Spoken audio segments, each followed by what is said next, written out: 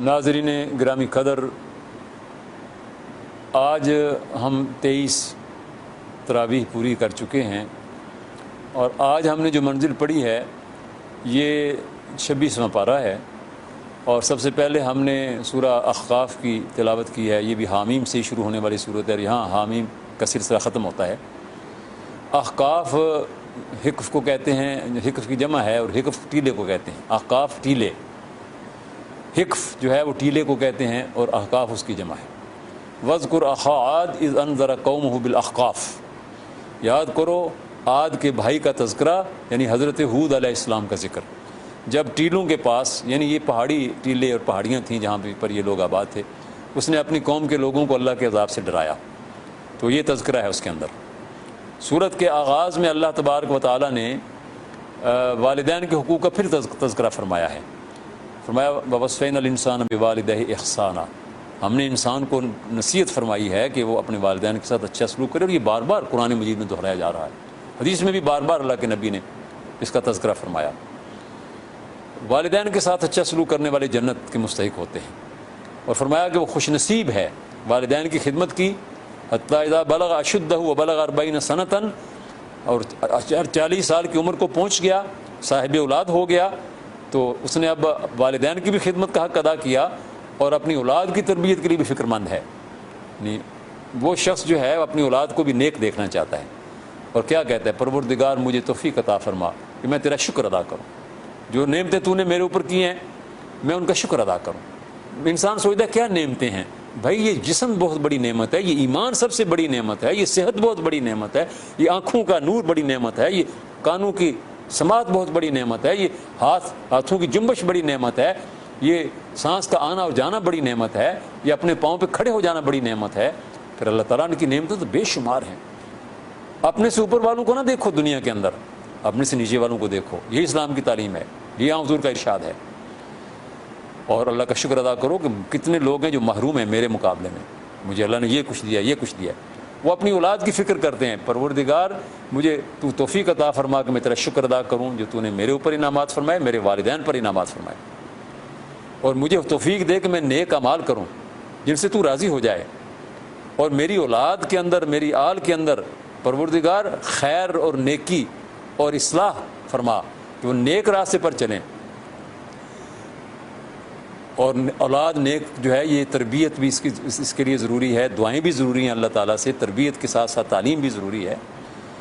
اوزعنی ان اشکر نعمتک التی انعمت علی وعلی والدی وان اعمل صالحا ترضاه واصلح لی فی ذریتی انی تبت الیک وانی من المسلمین، میں تیرے سامنے توبہ کرتا ہوں اگر کوئی غلطی ہو گئی ہے، میں تیرے سامنے سر تسلیم خم کرتا ہوں۔ ایک تو یہ کردار ہے۔ دوسرا کردار وہ ہے، فرمایا کہ اس کے والدین اسے نیکی کی تلقین کرتے ہیں۔ والذی قال لوالدی اف لکما اتعداننی ان اخرج وقد خلت القرون من قبلی، والدین کہتے ہیں کہ بھائی دنیا کی زندگی کے بعد ایک اور زندگی بھی ہوگی، اس کی بھی تیاری کرنی چاہیے۔ کہتا ہے ماں باپ کو برا بھلا کہہ کے کیا باتیں کرتے ہو، دقیانوسی باتیں، اذکار رفتہ باتیں، جو وقت گزر جائے گا خاک میں مل کے مٹی میں مل کے مٹی ہو جائیں گے، ہڈیاں بسیدہ ہو جائیں گی، دوبارہ زندہ، یہ زندگی دوبارہ کوئی نہیں ہوگی۔ فرمایا کہ وہ بدبخت انسان ہے۔ جو نیک لوگ ہیں اللہ تعالیٰ نے فرمایا اللہ تعالیٰ ان کی توبہ کو قبول فرمائے گا، ان پر نظر کرم فرمائے گا۔ جو منکر ہیں اللہ تبارک و تعالیٰ ان کو اپنے عذاب میں پکڑ لے گا۔ وَيَوْمَ يُعْرَضُ الَّذِينَ كَفَرُوا عَلَى النَّارِ، اور پھر جس روز وہ آگ کے سامنے پیش کیے جائیں گے اور فرمایا جائے گا کہ دنیا کے اندر تو تم نے نعمتوں سے فائدہ اٹھا لیا تھا، آج تو تمہارے اعمال کام آئیں گے، اب اعمال تم نے کیا کیے تھے؟ اور وہ اعمال تو ان کے پاس کچھ نہیں ہوں گے، برائیوں کے سوا کچھ بھی نہیں ہوگا، عقیدے کی بھی برائی، اعمال کی بھی برائی، خیالات کی بھی برائی، ہر چیز کی برائی۔ تو فرمایا کہ دنیا کے اندر تو تم نے مزے لوٹ لیے، اب یہاں یہ اپنے اعمال کا اور اپنے کرتوتوں کا انجام دیکھو، اللہ اس سے انجام سے ہم کو بچائے۔ تو فرمایا کہ حضرت ہود علیہ السلام نے کہا کہ یہ اللہ تبارک و تعالیٰ کی پکڑ آ سکتی ہے، تم اللہ تعالیٰ سے ڈرو۔ انہوں نے کہا، فرمایا کہ یہ بادل جو آ رہا ہے اس کے اندر عذاب ہے۔ انہوں نے کہا نہیں، یہ بادل تو آئے گا تو بارش برسائے گا، ہمارے کھیت سیراب ہوں گے، ہمارے باغ لہلا اٹھیں گے، لیکن وہی بادل تھا جس کے اندر اللہ نے عذاب بھیج دیا تھا، اور اسی نے آ کر ان کو دبوچ لیا اور اسی میں وہ برباد ہو گئے۔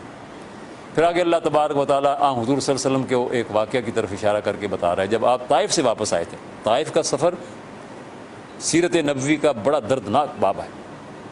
لوگوں نے دن بھر آپ کو پتھر مارے، لوگ لوہان کر دیا. زید بن حارثہ اٹھا کر شہر سے باہر لے کر آئے، رات وادی نخلا میں آئی اور زخمی حالت میں حضور رات کے وقت میں اللہ کے سامنے کھڑے تلاوت کر رہے تھے قیام اللیل میں.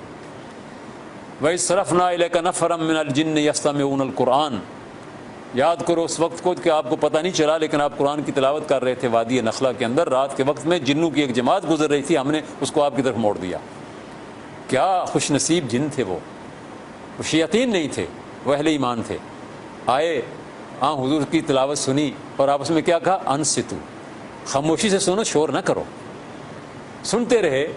سننے کے بعد پھر اپنی قوم کے پاس گئے. یہ جن جو تھے نبی اکرم صلی اللہ علیہ وسلم سے انہوں نے قرآن مجید کی تلاوت سنی، اپنی قوم کے پاس اب گئے. یا قومنا اجیبوا داعی اللہ، یا قومنا انا سمعنا کتابا انزل من بعد موسیٰ.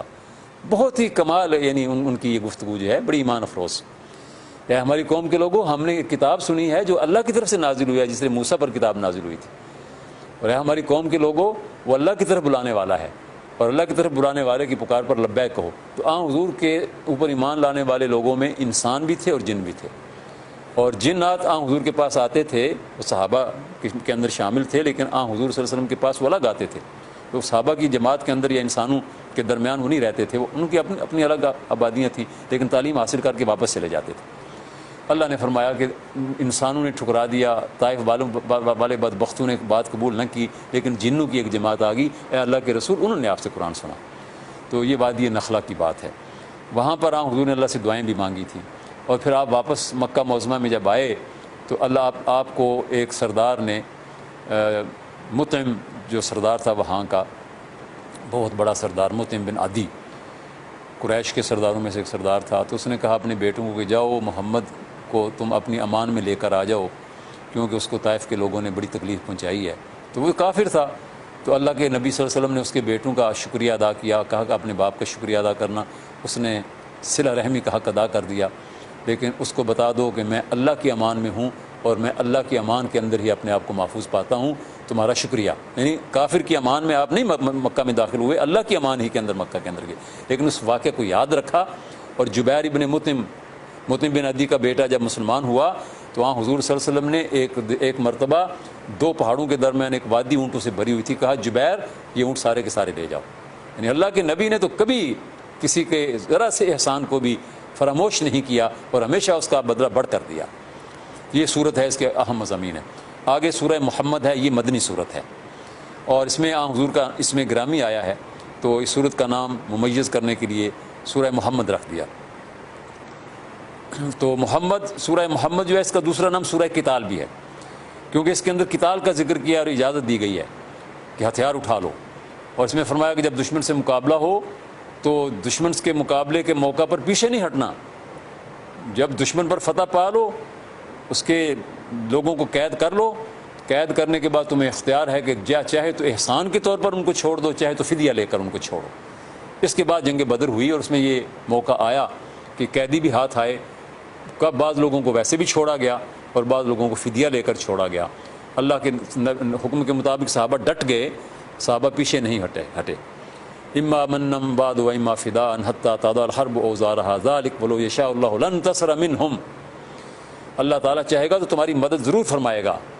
اور اللہ تبارک و تعالیٰ فرماتا ہے کہ ان تنصروا اللہ ینصرکم ویثبت اقدامکم. اگر اللہ کے دین کی مددگار بن کر اٹھو گے، اللہ تمہارا مددگار ہوگا.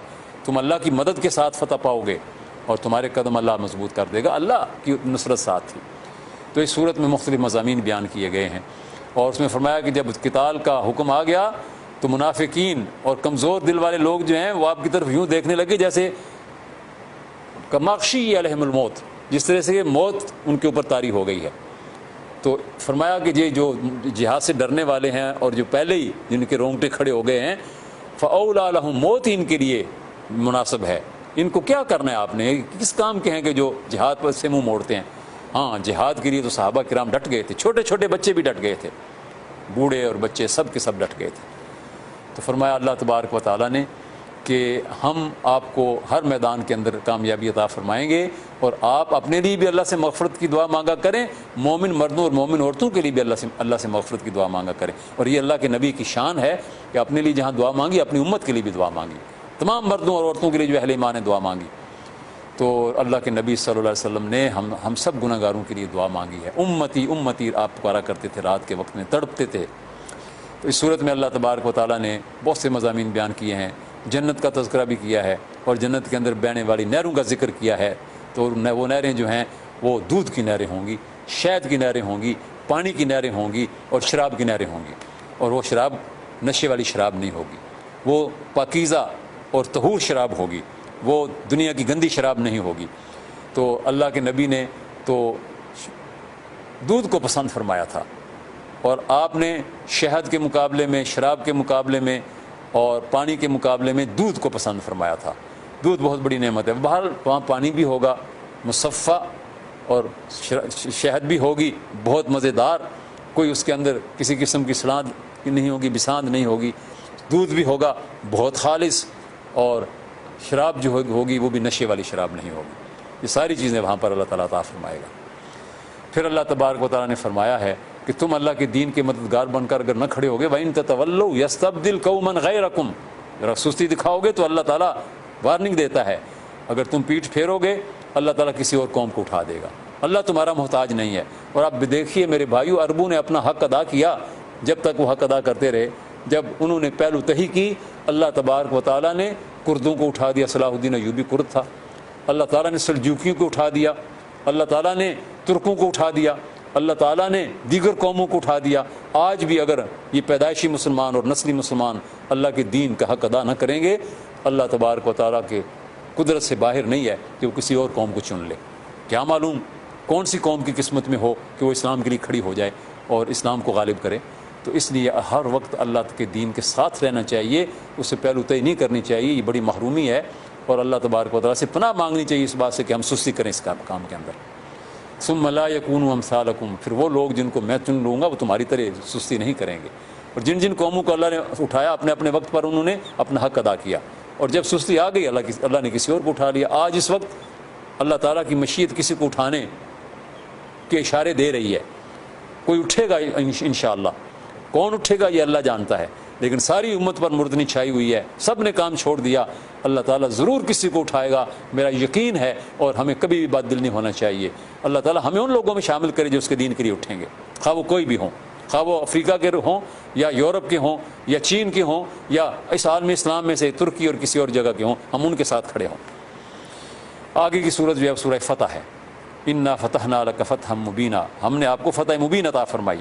یہ صلح حدیبیہ کے بارے میں ہے، اور صلح حدیبیہ سن 6 ہجری میں حضور صلی اللہ علیہ وسلم آپ نے خواب کو دیکھنے کے بعد عمرے کے لیے چلے تھے، قریش نے آپ کا راستہ روک دیا۔ یہ بڑا تفصیلی واقعہ ہے، ہم نے اپنی کتاب رسول رحمت تلواروں کے سائے میں تفصیلاً اس کو لکھا ہے، سید ابو الاعلیٰ مودودی نے بھی اس کی تفصیل اپنی تفسیر کے اندر لکھی ہے، اور ہم نے اپنی کتاب تحفہ رمضان میں بھی اس کا کچھ نہ کچھ خلاصہ پیش کیا ہے۔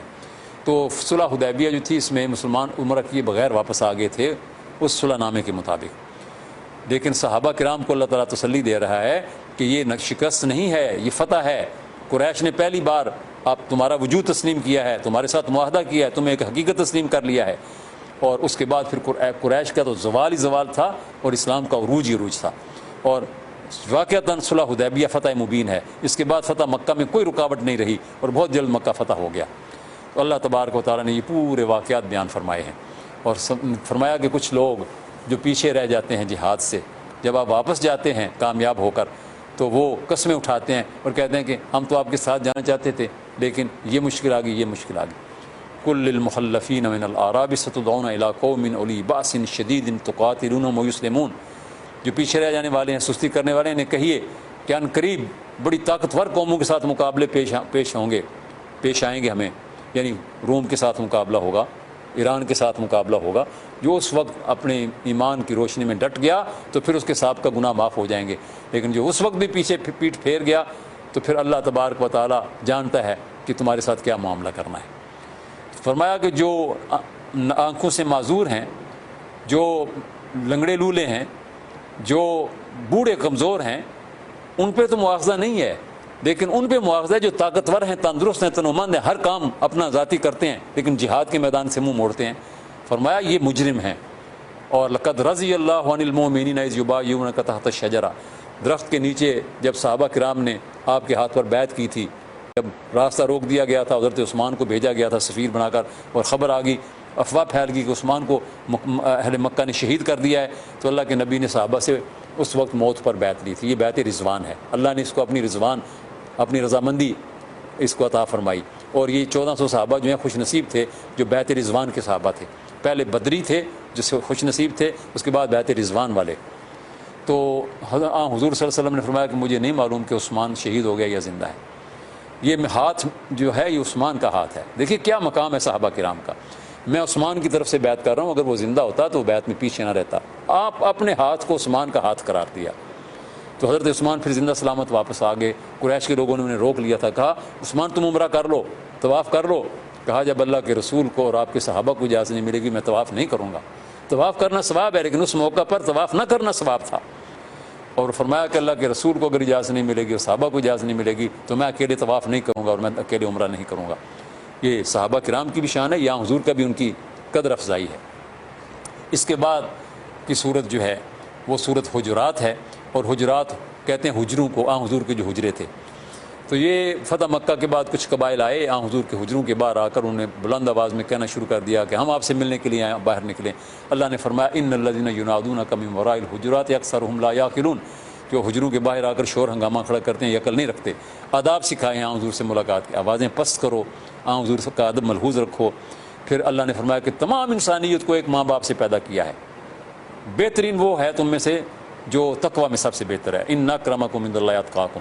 اور پھر اللہ تعالیٰ نے ہدایات دی ہیں۔ یہ صورت جو ہے یہ تو گھروں میں پڑھنے والی صورت ہے، یہ نصاب ہے تربیت کا، اس میں بڑی اچھی تعلیمات دی گئی ہیں، تو ہر گھر کے اندر اس صورت کو پڑھا جانا چاہیے۔ اس میں بچوں کے لیے، بڑوں کے لیے، عورتوں کے لیے، مردوں کے لیے، سب کے لیے تعلیمات ہیں، بنیادی تعلیمات ہیں۔ اللہ تعالیٰ ہمیں قرآن مجید کو سمجھنے اور اس پر عمل کرنے کی توفیق عطا فرمائے۔ آج ہم نے سورہ حجرات تک پڑھا ہے، یہ پارہ مکمل نہیں کیا، اور انشاءاللہ اب ہم کل سے سورہ کاف سے شروع کریں گے اور پھر کل کے مضامین آپ کی خدمت میں پیش کریں گے۔ وآخر دعوانا ان الحمد للہ رب العالمین۔